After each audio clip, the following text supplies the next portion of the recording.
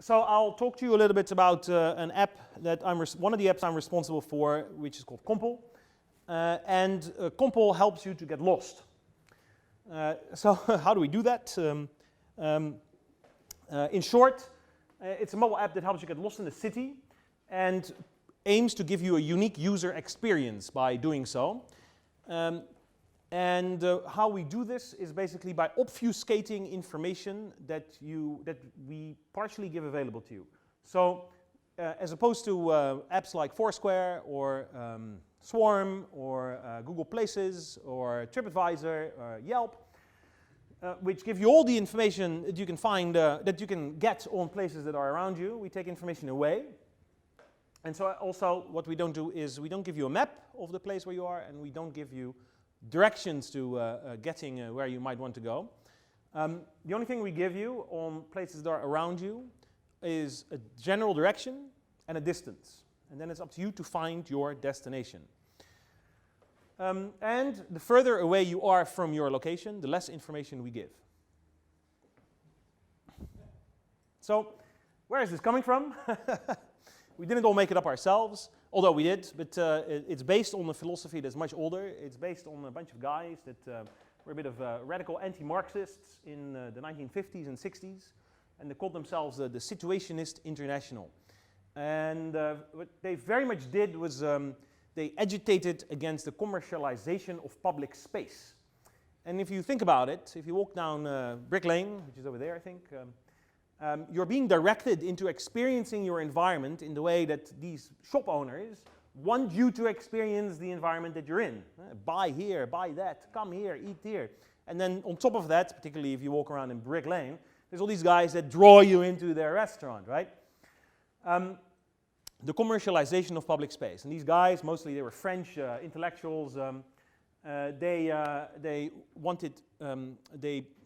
try to work towards a way of experiencing their urban environment in the way that was on their own terms, instead of the terms dictated by those who controlled public space. So they created a concept which is called psychogeography, and the idea of the dérive, which is about drifting around your public space to experience your urban environment in your own way, or on your own terms. So that's part of the philosophical background. And then on top of that, and that's a thing that I very much relate to, and maybe some of you as well, when you explore a place that you haven't been before, like you go on holiday to Bangkok or you go to Paris, you use, or many people use at least, the exact same tools to explore or to discover the city, right? Before you would use Lonely Planet or the Rough Guide, but more and more people use Foursquare, or they use Google Places, or they ask Google Maps to tell them where to go. And the result is that everyone goes to the exact same places, right? You ask Google Maps, you're in Bangkok and you want to know where the best Chinese restaurant is, or the best Thai restaurant is. And whoever you are, it will tell you, it will give you access to the exact same place, right? There's whoever you are, it's the same place that gets the highest ratings. And if you're two people at different times who ask the same question, you'll get the same answer. And if you're in the same place, you'll get walking directions to the exact same thing through the exact same route. So the end result is that your experience is exactly the same, right? Whereas at the same time, everyone wants a unique experience. Yeah? They want something that's a takeaway that's unique to them, to their own time in Bangkok. So that's why we think if we try to get you lost, your experience is going to be unique to yourself, to the time that you were there. So how do we do this? We shifted the focus from the destination to getting there. Okay. If you have any questions, just shoot. So I was thinking of doing a walkthrough of the app. It's available in the App Store, in the Apple App Store. It's not yet on Android. We'll get there later this year. So you can download it right now. So I was thinking of doing an actual walkthrough, but I was watching some of the speakers from previous Meteor meetups, and several had issues with presenting, so I was like, well, I'm not going to risk that. So the walkthrough is in the presentation. But as I said, you can download it right now. You can use it right now. And London is one of our featured cities, so you can use it in London. And we've got about 24 cities that we cover. So this is the start screen. And we offer two things, and one is a little bit more metaphysical than the other. You can virtually tour a city, or one of our supported cities, even if you're not in those supported cities. So if you're in Edinburgh, you can virtually tour London, but you have to physically move around if you're in Edinburgh to discover London. So that's the metaphysical part. And if you are in London, then you can just, use it to discover London. Now also, if you decide to log in, if you want to give us your user details, then you can choose a destination, or a destiny, or a character. And we've got, I think, half a dozen characters at the moment. And a character or a destiny sort of like represents your interest.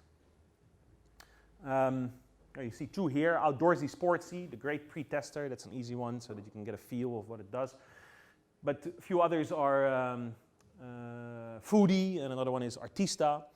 And what happens when you do this is you then can start to collect venues or locations that sort of like match your interest. So if you're a foodie, you're supposed to collect restaurants of a particular type. If you're an outdoorsy, sportsy, you're supposed to collect sports grounds and baseball fields or soccer fields, so that you get a bit of a guiding into exploring the city, right? So we've got to also facilitate you to discover your surroundings. We categorized, or we put all the venues that we've got, all the locations we've got in about 50 categories, in 8 main categories. But that hides about 700 or so categories under these 50. And what we have is it mentioned here? Yeah, maybe it comes later, but we use about half a dozen sources to get all these categories from into the application. We source our venues from things like Foursquare, Wikipedia, Flickr, Audio Boom, Google Places, a few more. So we put all that together, and then you can select the categories that you're interested in or the categories that match your destiny. So now, what does that look like? We've got two views. The simple one is the list view. So here you see what's close to where you are, and it's sorted from nearest to furthest. And what you also see is the relative direction. You see the little compass next to the distance. And you see some of the venues are marked in yellow, and that means that if they're marked in yellow, if you collect them, that's what you, or if you collect those, then you might level up, or you will get closer to leveling up your character. And we've got the compass view, and that's, I think, the most exciting part. This shows you what's around you, and if you move your device, it will move the compass around, right? So, as I said, we don't give walking directions, so you have to find your way, but you can try to track what you're trying to find.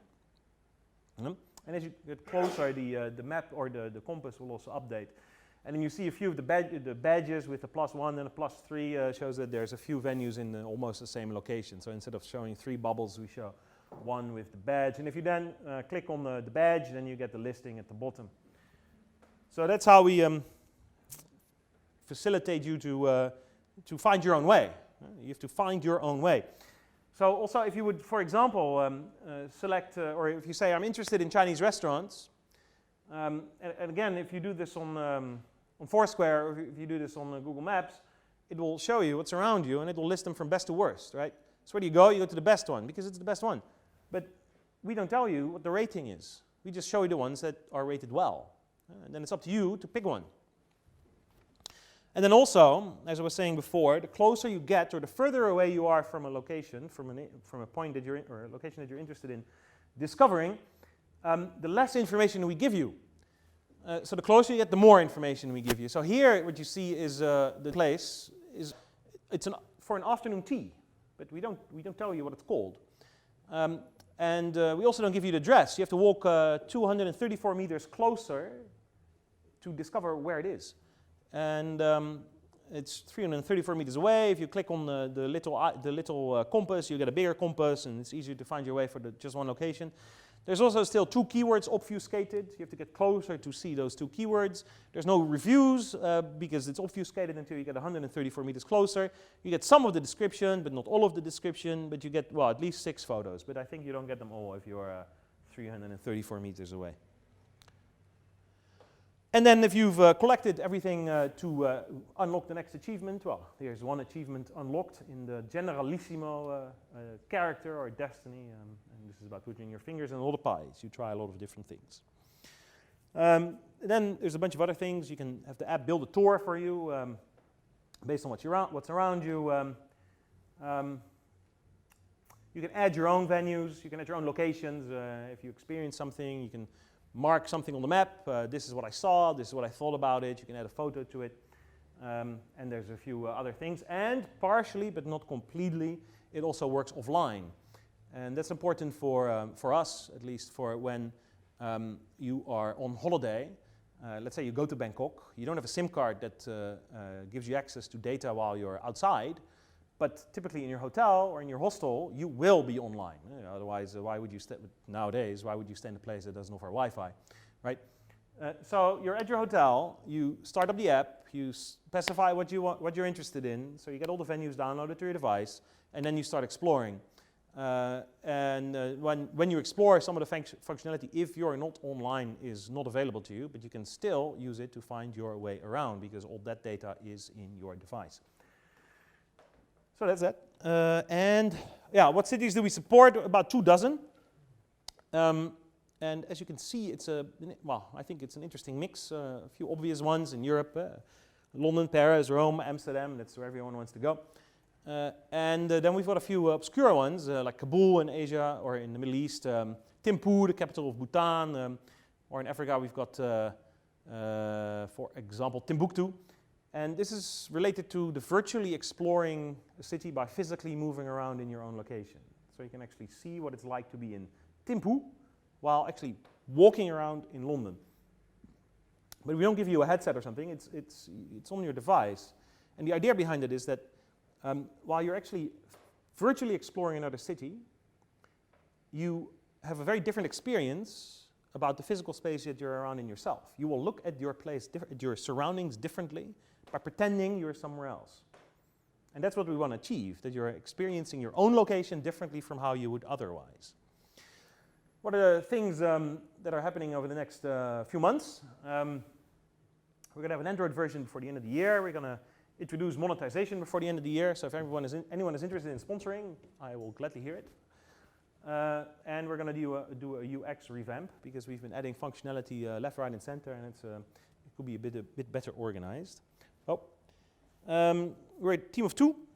One guy who is based in London, but he couldn't come.